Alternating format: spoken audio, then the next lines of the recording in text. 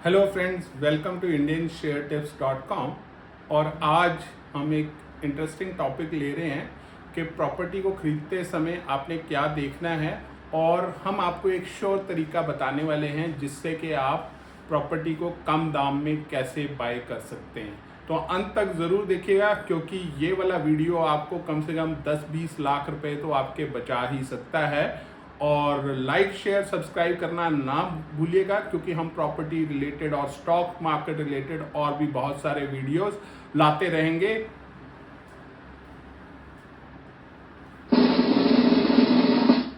तो आज हम आपको वन श्योर वे बताने वाले हैं कि चीप प्रॉपर्टी आप कैसे बाय कर सकते हैं और उसके लिए आपने करना क्या है।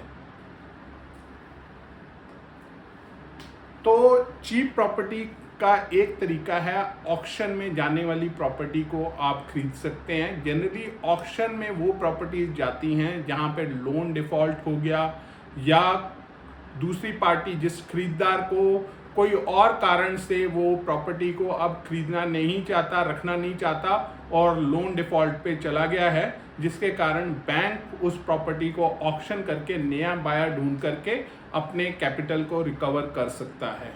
तो इंडिया के अंदर मेजर जो है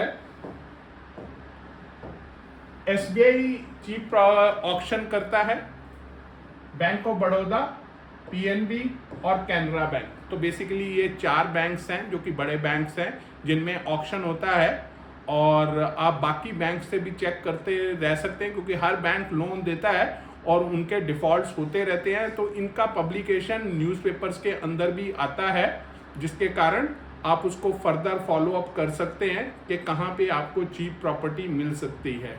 तो लोकल न्यूज़पेपर जरूर पढ़ते रहें जिस एरिया में भी आप प्रॉपर्टी लेना चाहते हैं। तो ऑनलाइन प्लेटफॉर्म्स भी अवेलेबल हैं जहां पे ये ऑक्शन का रिपोर्ट पब्लिश होता है। ये 2 बेसिकली वेबसाइट्स हैं, bankauctions.com और eauctionsindia.com। इसमें ये दोनों वेबसाइट कंपाइल करते रहते हैं कि कहाँ पे कौन सा ऑक्शन होने वाला है प्रॉपर्टी का, और आप इन दोनों वेबसाइट्स को विजिट करके अपने लिए चुनिंदा प्रॉपर्टी को ढूंढ करके और ड्यू डिलीजेंस करके उसको खरीद सकते हैं।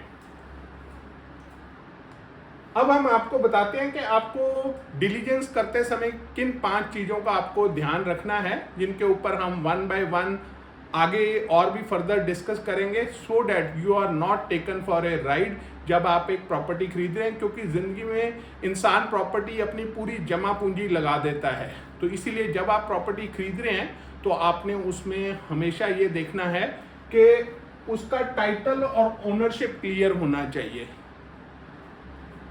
उस प्रॉपर्टी का आपने फिजिकल इंस्पेक्शन करना है, उसमें क्या क्या देखना है वो सब चीजें हम आगे आपको इस स्लाइड के बाद दिखाएंगे। लाइबिलिटीज उसके अगेंस्ट कितनी है, ड्यूज क्या क्या खड़े हैं उस प्रॉपर्टी के, वो आपको पता होने चाहिए।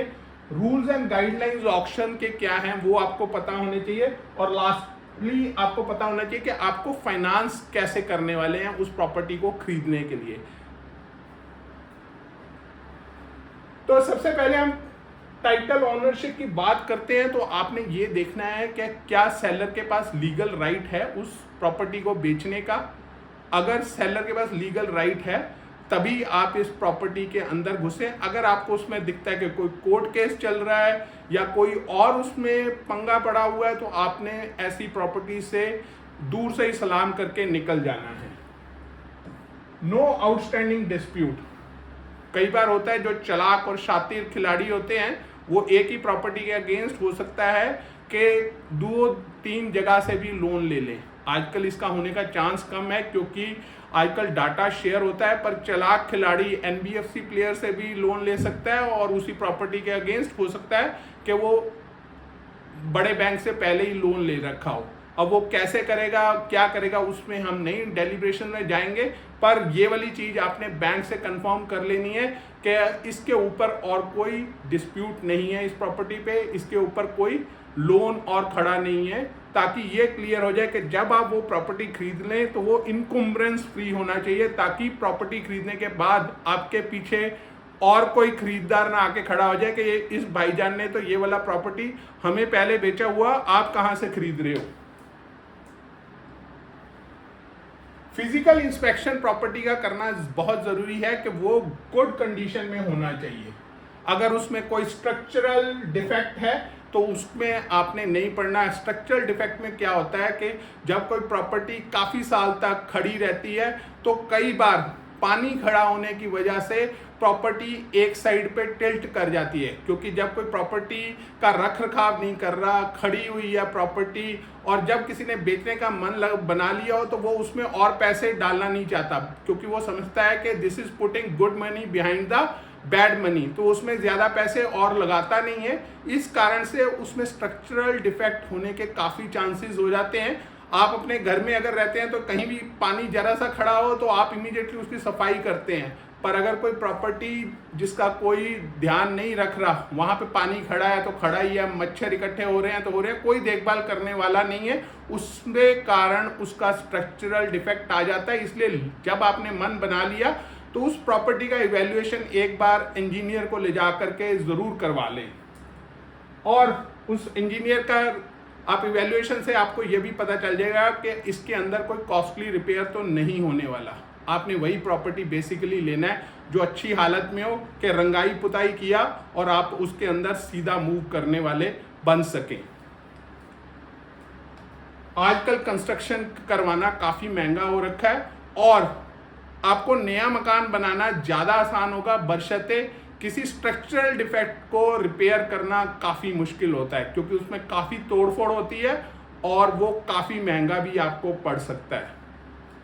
लाइबिलिटीज अब्लिक ड्यूज, तो आपने चेक करना है कि क्या कोई इसका प्रॉपर्टी टैक्स तो नहीं खड़ा हुआ म्यूनसिपैलिटी में, क्या कोई यूटिलिटी बिल जैसे कि पानी, इलेक्ट्रिसिटी, सीवरेज, ये कोई बिल तो नहीं खड़ा, और अगर कोई उसके अगेंस्ट पेंडिंग लोन है तो वो कैसे क्लियर हो रहा है उसके बारे में आपको जानकारी होनी चाहिए।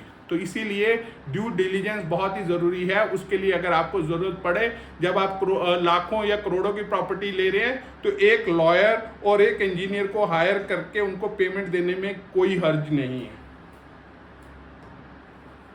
रूल्स अब्लिक गाइडलाइंस, आपको पता होना चाहिए कि ऑक्शन की गाइडलाइंस क्या हैं, ऑक्शन कब खुलेगा, ऑक्शन ने कब बंद होना है, कौन से वेबसाइट पे आपने जाके बिडिंग करना है, क्या उसके लिए डिजिटल सिग्नेचर लगेगा या नहीं लगेगा। डिजिटल सिग्नेचर में भी क्लास 1, 2, 3 डिजिटल सिग्नेचर होते हैं, तो कौन सी क्लास का डिजिटल सिग्नेचर लगना है। तो ये सब चीज़ें आपने ऑक्शन वाली वेबसाइट पे ये सब जानकारी इकट्ठी कर लेनी है, और अगर आप बैंक में जाकर के कंसर्न पर्सन से पूरी जानकारी ले सके तो और भी अच्छा होगा।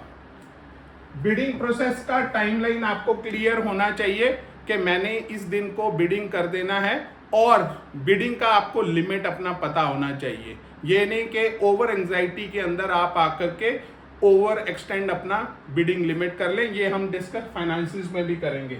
पेमेंट टर्म्स आपको क्लियर होना चाहिए कि अगर मैंने आज बिड सक्सेसफुल हो गया तो मुझे कितना पैसा ऑन द स्पॉट जमा करवाना है, कितना पैसा 15 या 30 दिन के अंदर जमा करवाना है, और फुल पेमेंट कब करना है। तो उस हिसाब से आपको अपने फाइनेंसिस की तैयारी करके रखनी है।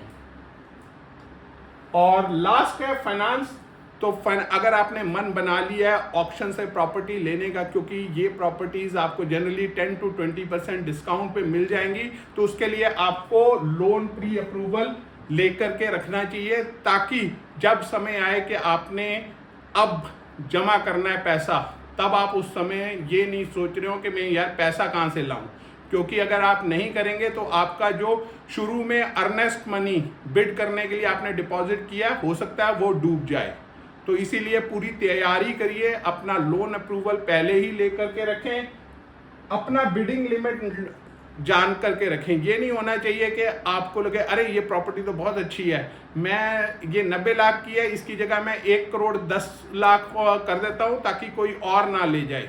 उससे क्या है, आपकी ओवर एंजाइटी में हो सकता है कि आप उस प्रॉपर्टी का वैल्यूएशन मार्केट वैल्यू से ज़्यादा कर दें। हमारा एम है कि उस प्रॉपर्टी को मार्केट रेट से नीचे खरीदना है, और मार्केट वैल्यू अगर आपको पता है कि इस प्रॉपर्टी की 1 करोड़ है तो किसी भी हालत में आप उसको 10 से 15% नीचे ही खरीदेंगे, उसके नज़दीक या ऊपर जाने की कोशिश ना करिएगा। अभी एक चीज़ मैं इसमें बता देना चाहता हूँ कि बहुत सारे लोग वास्तु को मानते हैं, ये थोड़ा सा आपको डिसअपॉइंट कर देगा ऑक्शन प्रॉपर्टीज के बारे में। तो वास्तु के हिसाब से ये कहते हैं कि कोई भी ऐसी प्रॉपर्टी ना खरीदो जहां पे सेलर ने प्रॉपर्टी को बेचा हो due to financial distress. Financial distress के कारण प्रॉपर्टी को जब कोई दूसरा बायर खरीदता है तो वास्तु के जो खिलाड़ी हैं वो ये कहते हैं कि वो जो नेगेटिव एनर्जी है वो आपके पास आ जाती है। तो बेसिकली ऑक्शन के अगेंस्ट ये वास्तु का एक पॉइंट अगेंस्ट हो जाता है। पर अगर आप इन्वेस्टमेंट पर्पज से लेना चाहते हैं और आप सफिशिएंट हैप्पी हैं और यू हैव सफिशिएंट कैश तो आप ऑक्शन प्रॉपर्टी में जा सकते हैं। वास्तु और no vastu you are getting the property at a lower price, और जो अच्छा प्रॉपर्टी होगा वो ऑटोमेटिकली आपको अच्छा रिजल्ट देगा। हमें उम्मीद है कि आपको ये पता चल गया होगा कि आपने कोई भी प्रॉपर्टी को कैसे कम रेट पे लेना है और सबसे आसान तरीका है ऑक्शन का। और अगर आप कुछ और पैसे बनाना चाहते हैं इंट्राडे के अंदर तो आप जुड़ सकते हैं हमारे बैंक निफ्टी ऑप्शन टिप के साथ। सुबह 9:15 to 10:15 के अंदर आप अप टू 30% इंट्राडे मुनाफा कमा सकते हैं। स्टॉप लॉस के साथ ट्रेड करते हैं। हमारा रिवार्ड बड़ा होता है, रिस्क छोटा होता है। एम है कम ट्रेड करें, अच्छा मुनाफा कमाएं। मॉर्निंग में आपके पास टाइम नहीं है तो आप हमारा निफ्टी टिप्स का इस्तेमाल करें। डाटा एनालिटिक्स के बेसिस पे दिया जाता है आफ्टरनून में और इसका बहुत ही अच्छा एक्यूरेसी होता है क्योंकि बाय आफ्टरनून हमारे पास दिन का सफिशिएंट डाटा डेवलप हो जाता है जिसके बेसिस पे हम डिसीजन बहुत ही उत्तम तरीके का ले सकते हैं। और हमारी टीम्स बैंक निफ्टी ऑप्शन या निफ्टी ऑप्शन के लिए रिक्विजिट स्टॉक्स को भी मॉनिटर करती हैं जो कि इन इंडेक्सेस को ऊपर या नीचे ले जाने में मदद करता है। तो हम चाहते हैं कि आप आएँ और हमारे साथ जुड़ें और हमारी सर्विसेज और एक्सपर्टीज का फ़ायदा उठाएं या हमारी तरफ से किसी से भी जुड़े, पर याद रखें वो सेबी रजिस्टर्ड इन्वेस्टमेंट एडवाइज़र होना चाहिए जिसके साथ भी आप जुड़ें। कोई कंपल्शन नहीं है कि हमारे साथ जुड़ना है। अगर आपको हमारा वीडियोस हमारे वेबसाइट पे भी डेली फ्री अपडेट्स होते हैं, आप वहां जाकर के भी बेनिफिट उठा सकते हैं। We look forward for an association. Thank you.